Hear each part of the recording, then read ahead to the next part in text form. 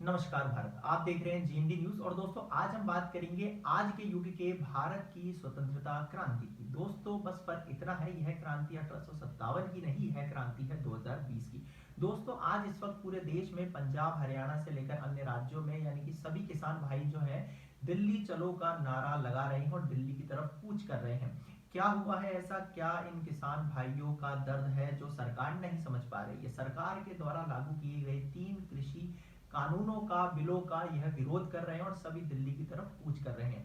दोस्तों, आपको याद होगा 1857 की क्रांति, जिसमें मंगल पांडे को फांसी दे दी गई और उसके बाद झांसी की रानी लक्ष्मीबाई और नाना साहेब, तात्या तोपे, अन्य भारतीयों को अंग्रेजों द्वारा दमन किया गया था।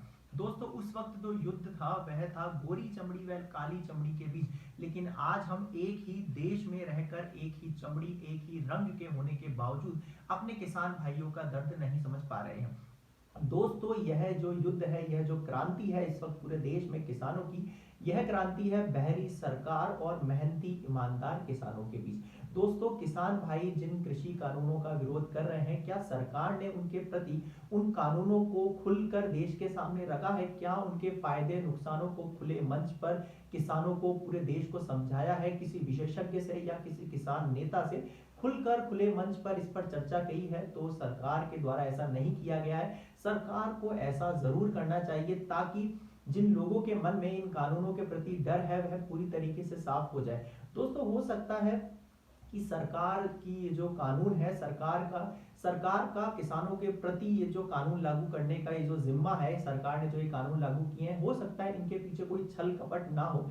सरकार की एक अच्छी नीयत हो और एक अच्छी सोच हो जो आगे जाके किसान भाइयों के लिए बहुत फायदेमंद साबित हो सकता है यह सब कुछ सत्य हो। सरकार जैसा कह रही है, किसानों के लिए हम जो कानून लेके आए हैं उनमें पूरी तरीके से किसानों का फायदा छुपा है, तो हो सकता है यह सब कुछ सत्य हो। लेकिन किसानों का डर इसलिए भी है कि कहीं ऐसा ना हो कि कहीं नोटबंदी की तरह, जिस तरह पूरे देश में नोटबंदी की गई थी और कहा गया था कि नोटबंदी से पूरा देश का काया पलट हो जाए और पूरे देश करप्शन मुक्त और पता नहीं क्या क्या बताया गया था उस वक्त कि ये पूरा देश जो है पूरी काया पलट हो जाएगी देश की, इस तरीके से नोटबंदी को प्रस्तुत किया गया। लेकिन आज 4 साल बाद सरकार नोटबंदी पर ना किसी सवाल का जवाब देना चाहती है और ना ही खुलकर इसका कोई फायदा गिनाना चाहती है।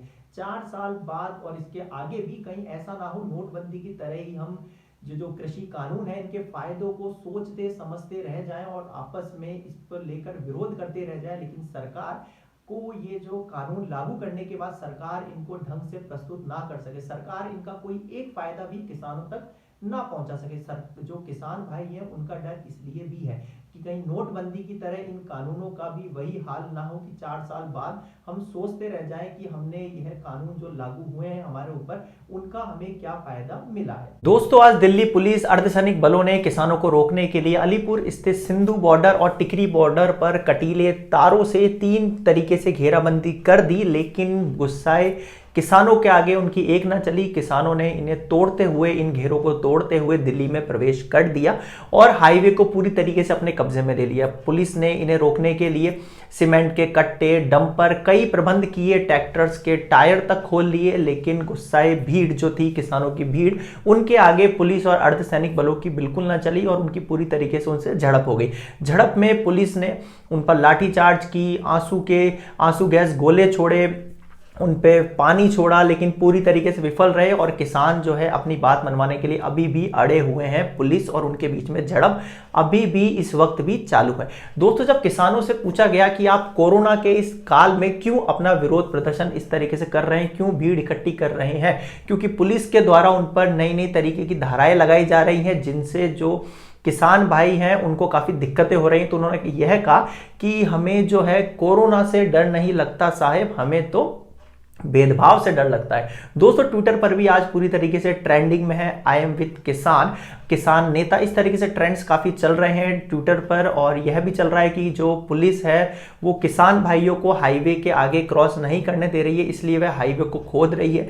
वैसे भी जो सरकार है उससे कैसे तैसे तो कोई रोड और हाईवे बनता है, पुलिस अगर उन्हें ही तोड़ देगी तो न जाने फिर वो कब कितने सालों में बनेंगे, तो उन्हें कम से कम उन हाईवे को तो नहीं तोड़ना चाहिए। सरकार कह रही है हम किसानों के साथ हैं, ये बिल्कुल सही है, हम आपके सामने बंदूक ताने खड़े हैं। जो है आंसू गैस का गोला तान रहे हैं, आपके सामने पानी की टंकियां खाली कर रहे हैं, लेकिन हम आपके साथ हैं। ये बिल्कुल परफेक्ट है सरकार का कहना है कि हम जो है किसानों की भलाई के लिए ये कानून लाए हैं, तो किसानों को इनका विरोध नहीं करना चाहिए।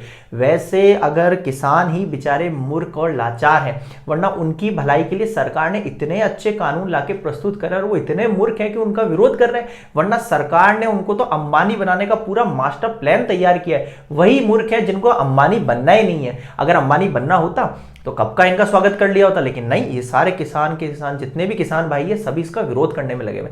वैसे दोस्तों अगर इन कानूनों के विरोध की बात करें तो बीजेपी का जो अलायंस था, जो पार्टनर था यानी कि अकाली दल, उसने भी इन कानूनों का विरोध किया और उनके कुछ नेताओं ने इस्तीफा दिया। तो दोस्तों क्या अकाली दल को भी इन कानूनों का विरोध करना है, या फिर मतलब उसकी क्या नीति है कि उसने इनका विरोध किया? क्या उसे भी नॉलेज नहीं है, या उसे पता है कि सरकार जो ये कानून प्रस्तुत कर रही है उनके आने के बाद किसानों का घाटा निश्चित है और किसानों को इससे आगे जाके कई दिक्कतों का सामना करना पड़ेगा, इसीलिए उसने अपना अलायंस तोड़ दिया और वो बीजेपी से अलग हो गई, यानी कि अकाली दल। दोस्तों इन सब में हम न्यूज एंकर्स को कैसे भूल सकते हैं, जो कि हर प्रोटेस्ट को कुछ ना कुछ नाम जरूर दे देते हैं। जैसे कि अगर स्टूडेंट प्रोटेस्ट करें तो टुकड़े टुकड़े गैंग, अगर ऑपोजिशन प्रोटेस्ट करे तो पॉलिटिकली है, अगर सीएए एनआरसी का विरोध किया जाए तो यह जिहादी है, एंटी नेशनल है, अगर दलित विरोध करे तो अर्बन नक्सल है, और अब इस वक्त जो है फार्मर्स विरोध कर रहे हैं तो उन्हें नाम दिया गया है